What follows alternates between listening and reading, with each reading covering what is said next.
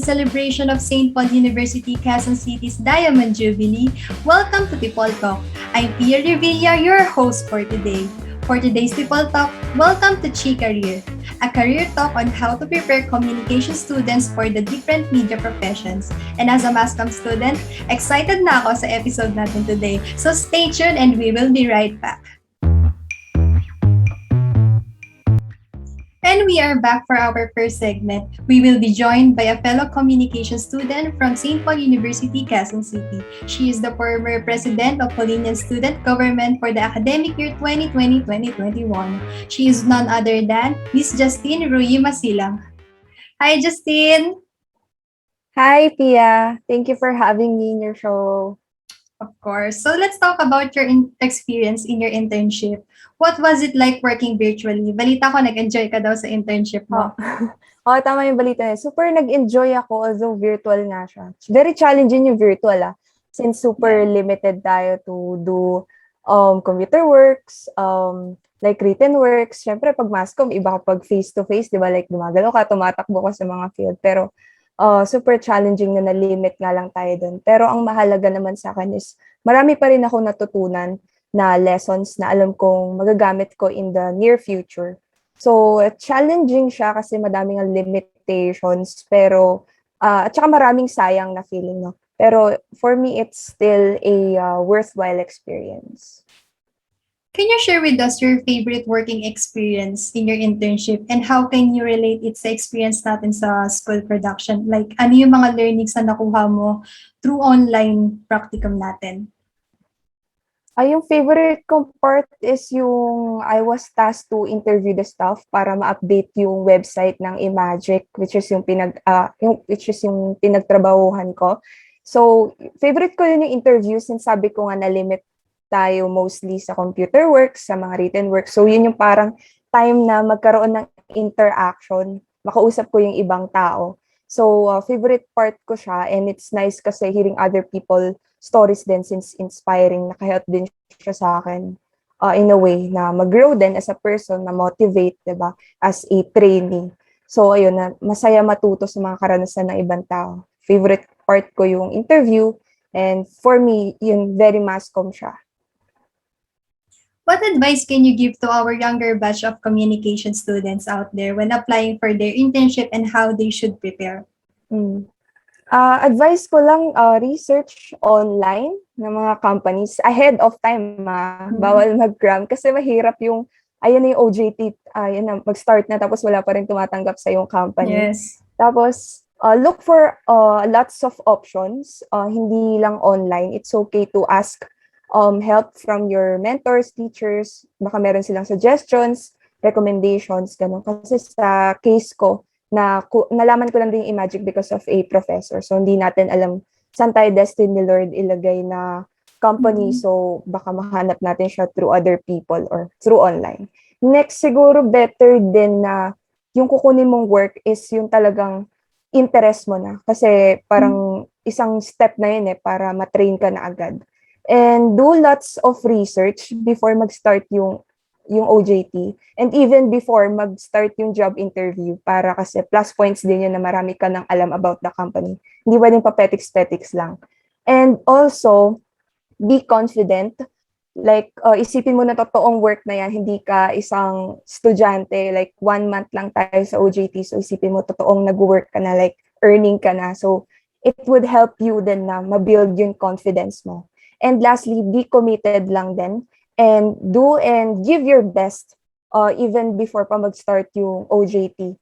And own the role, just feel it. Again, it will help you appear confident and determined sa work. And for me, plus points yun. Ayun lang yung pieces of advice ko.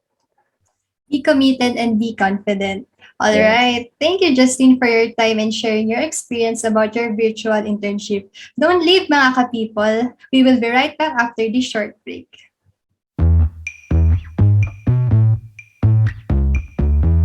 It is with a great pleasure for me to introduce our second guest for today. She is a well-known director of photography in eMagic Production, lighting director in GMA7, film camera operator on Star Cinema Production, videographer in TV9 and TV5, a production manager in Desert Fish Photography, and a copywriter in Dubai, UAE.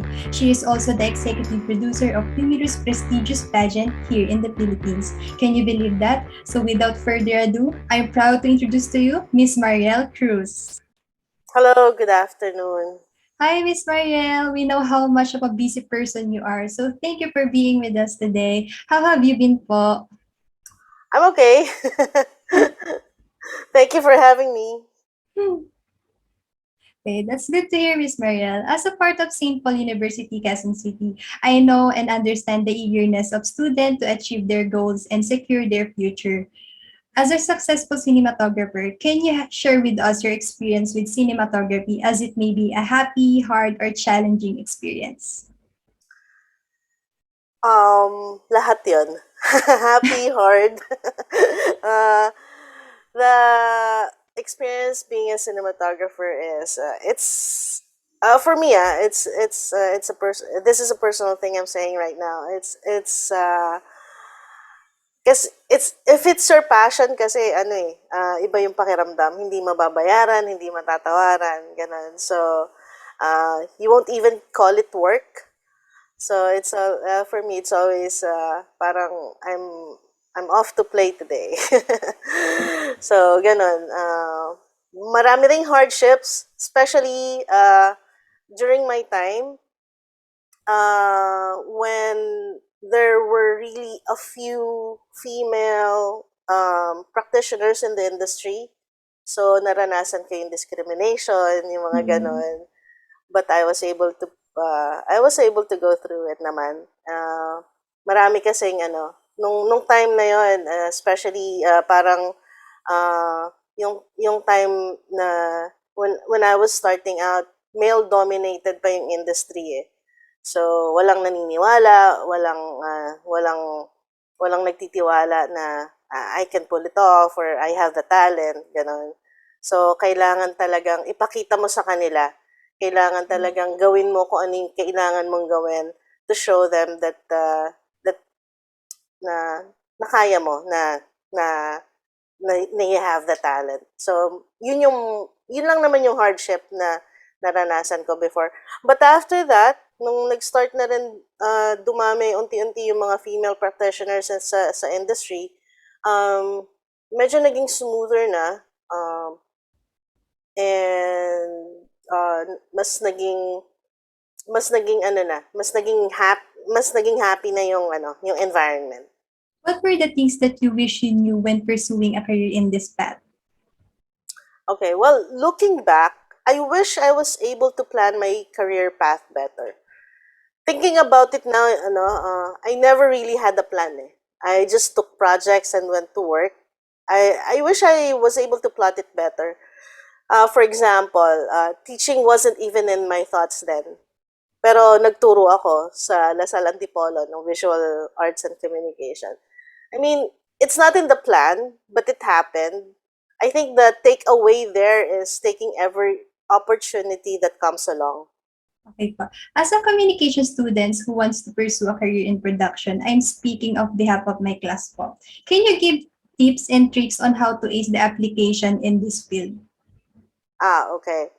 Well, I started out as an apprentice camera operator. I would suggest starting out the same way because it's on the field that you would learn a lot.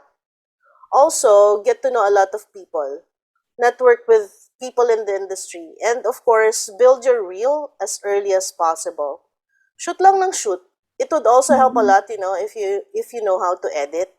Because if you know the fundamentals of editing, it will help you as a cinematographer how to start and end your shots.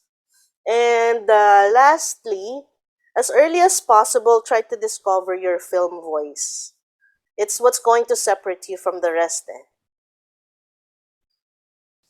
So much appreciated, Miss Mariel. Thank you for sharing your experiences and ideas. But wait, we will have more tips for aspiring media professionals like us in our next segment. So don't click off. We will be right back after this short break.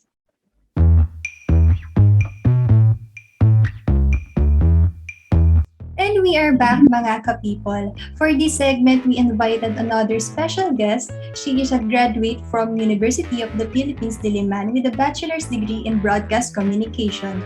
She is also the producer, director, and scriptwriter, and the president of eMagic Production. Let us all welcome Miss Chary Diño. How Hello, are you Pia. today, Miss Chary Diño? Thank you for being with us po, despite your busy schedule. I'm okay, Pia. Still hanging on through the pandemic, and I think we all are. And it's nice to share our stories this afternoon. Thank you for inviting me. Good to hear, Miss Chary. But I would like to know, before you entered the media industry, what was your experience when you first started working for the students who are interested in working in media po? Okay. Well, let's see. First of all, of course, I took up a course in broadcast communication, but I did not think I will end up where I am because I was hoping to be able to. I was wishing, my dream was to get into television or films. But when I was there, I realized it's not what I wanted pala. I mean, the whole environment was not for me. So I realized that very early on, right after I graduated, which was very fortunate kasi para bang hindi ko na pinatagal pa na na I stayed in the industry where I didn't think I fit in. So I got into teaching. That's what I did right after when I realized television wasn't for me. I taught in St. Paul, your school. So I was very fortunate. I was 21 years old when I started teaching, and from there I got my paths crossed with Communication Foundation for Asia because we had our radio prod and our TV prod there. Kilala ko ng mga tao doon sa CFA, and then they hired me. They got me. Well, I did volunteer work first. Usually gano'n naman. And then afterwards, they asked if I wanted to go full time with them. So that was my first experience doing the work that I still do until now. I learned most of it, if not all, from my experience in the Communication Foundation for Asia. So yun yung una kong prior to that kasi I didn't really know this kind of field that I was in.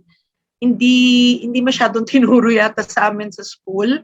We were taught the basics, and then the closest was taking TV prod and then broadcast journalism, which I took up under Cheche Lazaro, and that was really quite an experience. I learned so much from her, and I got very inspired. So she was always telling us, I want you to get into news. I want you to get into documentaries. Ayaw niya yung entertainment na field. Kaya siguro na-influence ako doon. And when I had my first job sasabihin ko na rin, in Eat Bulaga, it was really far from what I wanted pala. Hindi yun fit for me. But it's a good it's a good avenue, it's a good show. Kaya lang, you will discover along the way, or when you graduate, madidiscover mo na yun ang gusto mo o kung ano yung ayaw mo. Pero sa akin, nalaman ko kagad na hindi ko type yung entertainment industry. Wala naman, no offense, pero siguro yung upbringing lang sa school na you want to be able to make the difference. Yun yung you want to be able to serve your country. You want to be able to change lives. So, yun yung lumaki ako na iniisip ko, yun ang gusto kong, yun ang purpose ko. So that was my background. I worked with CFA, and I was teaching in St. Paul for around 25 years. On and off naman yan. I mean, full part-time teacher. And there were SEMs that I didn't teach. Ngayon, matagal na akong hindi nagtuturo. So it's nice to be back. So, yan yung brief background ko. And then I put up eMagic Productions. after I came from the States, I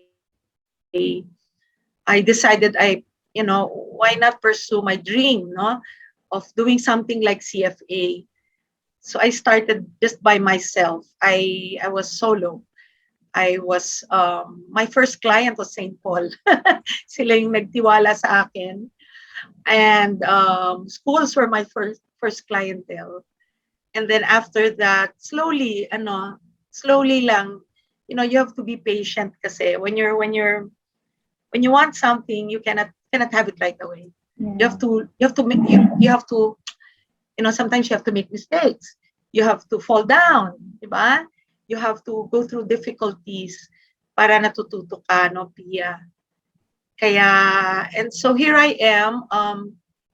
Imagic is 24 years old this October 31st. So we will be 25 years next year. Hopefully, we're still around. Okay. We all know that mass communication is a very broad course. What other career opportunities should communication graduates have aside from productions? Oh, that's a very good question. It's a very good question, actually. It's a very broad course. And so the challenge is to find out what you want inside. I can speak for my industry, which is we produce advocative videos. Yung mga videos na meron siyang ina-espouse, meron siyang pinopromote na way of thinking or promoting a mindset or a kind of a project that will be good for certain groups of people. It's really it's developmental in nature. Kaya siya gustong-gusto ko kasi I'd like to speak about it more, no? So that hopefully it will be able to it's another branch of communication kasi that's what you're asking me, di ba? Yes. And so this branch of production is different in the sense that you are helping your country, you're helping the government, you're helping NGOs tell their stories, which is hindi usually naririnig. Alam natin na especially before the YouTube and all of that, no, ang may access lang talaga sa media yung those who can afford, those who have the money to buy airtime, no, you know that, di ba, Pia?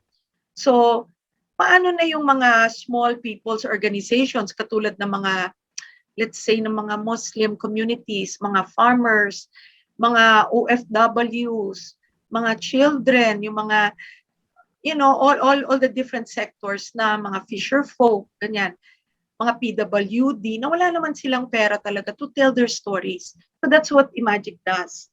We are hired, okay, most of the time we are hired to study or to partner with the organization who is helping the underprivileged, yung mga nasa laylayan, di ba? Sila yung tumutulong para pag narinig ni Pia yung kwento ng mga kababaihang Muslim o yung mga youth na naging victims of psychosocial, yung mga victims of war, ayan, sabihin na natin, pag narinig mo yung kwento nila, maiintindihan mo kung ano yung pinagdadaanan nila at maaring yung iba gusto nilang tumulong, yung iba naman nakikita na how they have been empowered by the projects of our government. Hindi kasi naririnig yung mga kwentong to. Normally naririnig lang natin mga bad news, patayan, bakbakan, corruption, and all of that. But I always say the government done so much good. I'm not I've worked through different presidents. Wala akong sinasabi mas magaling si ganyan. But what I'm saying is that the government naman is composed of people, di ba? Hindi lang yung mga leaders. So the government in itself is working very hard and their stories are not told. So that's what we do. That's what Imagic does. We are engaged to be able to tell the stories in a very in a very objective manner, yung wala ka namang, hindi ka mag-exaggerate. Diba? Yes. Yun yung not to sensationalize, no, Pia? Kasi alam natin na hindi maganda yon. So we just tell their stories, and yung voiceless, yung mga hindi nakakapagsalita or yung hindi naririnig, biglang magsasalita sila. Ini-interview namin sila. Yung yung kunyari yung nagbalik loob na isang Muslim rebel, like I did engage in a lot of projects with the Muslims, yung mga Muslim rebels, ganyan, na now back into the fold, no? Now back into our nation, into, nagbalik loob sila. So ganyan, marami akong projects na ganyan. It's 24 years of, it's like living a world of an encyclopedia. Nabutan niyo pa ba yung encyclopedia? Yung iba-ibang topics talaga. Yes.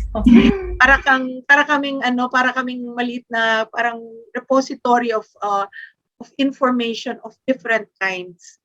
So I wake up every day filled with so much excitement, so much love for what I do. Especially before the pandemic, I would wake up sometimes every day in a different place, especially when we're traveling, when we're shooting.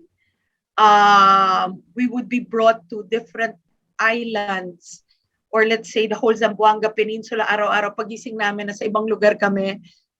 Yan yung tinuturo ng MASCOM eh. At you know what I always tell my students? Practice what you learn. I mean, we may not make a lot of money, di ba, Pia? Hindi naman tayo talaga kikita. I'm not rich. But I'm practicing what I learned. And for me, that's my gift to God. Tinigyan niya ako ng regalo, ito yung ibabalik ko sa kanya, na makatulong sa bansa, na makapagbigay ng lahat ng makakaya ko. For me, that brings a lot of peace in my heart, knowing na after a very difficult project, those projects are not easy to do. They're very dangerous also. We go to Masilang, Tawi-Tawi, we go to wherever our client brings us. It's not easy, but at the end of the day, you feel that God protects you because you have a mission. What advice can you give to our students who wish to be in media someday? Well, first of all, listen to your heart. Listen to your heart, because you have to know where your passion is coming from.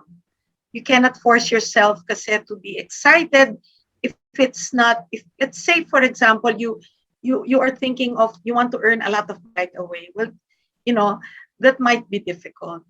It's a lot of hard work talaga. Okay, so you have to be very patient, and when you know where your passion is, you have to look at that direction and don't lose sight of it. Work very hard. I've seen many Polinians, many of my students who have really been so hardworking in their field, and until they reach their goals. So I would say that you have to know what you want, and sometimes it's not what you want right away that you will get. So you have to be patient and study. You must study. You have to become a student for life. I don't mean you have to go to school all the time, but if you have the opportunity to go to school, why not? To take your graduate studies. But if you cannot, just study your field well. Take it seriously. Alam ko maraming distractions, but you have to also know current events. When I used to teach in St. Paul, my second year first sem was all, I would always have current events first thing.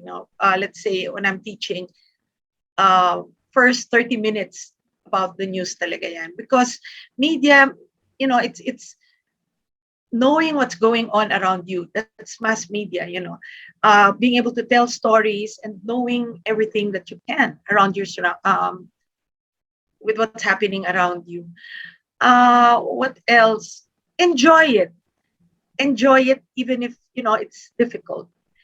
You have to find something that will make your heart beat fast every morning when you wake up. And ako, that's what I feel. And I think the people who are in my office, who work with me, are always excited. Kasi the excitement will reflect upon the work that you do. Hindi mo matatago yan. It's very tempting to go for a job that pays high. It's very tempting talaga. And it's understandable, no?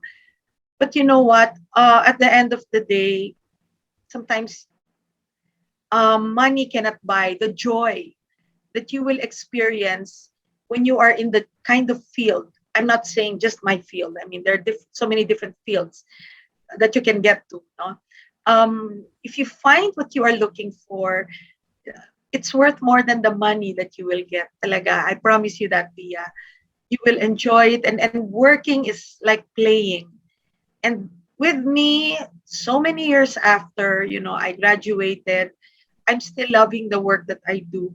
And that includes not just my work in Imagic Productions, but my work as a teacher. I really love it. No? So the combination has worked so well with me. And you will find yours too, I know. But just focus and pray. Pray. Pray a lot, because prayer will really guide you. And don't feel bad if you don't get what you want right away. Sometimes young people, old people, all of us, we get frustrated easily. Pero wag, lalo na ngayong pandemic, medyo mahirap, challenging lahat. But this is the time to shine. When you are at your lowest point, when it is at your, sabi diba, when it is at the darkest hour, that you can see the stars brightly shine. So I think that's the best advice I'll give you. Just keep enjoying every day. Look at your trail. Look at your journey. Don't aspire for the summit right away. Don't wait for being on top of the mountain. Enjoy ninyo yung climb ninyo. Kasi yun yung best part talaga. That is the best part of it all. Learning every day. So, yan lang, Pia. I hope I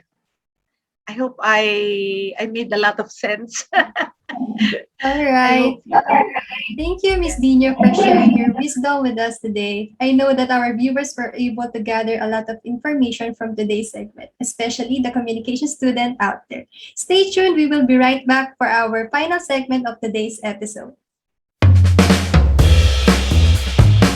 And that's all for today's episode. On behalf of the TV production class and Butter Productions, I would like to thank Miss Mariel Cruz, Miss Chary, and Miss Justine Masilang.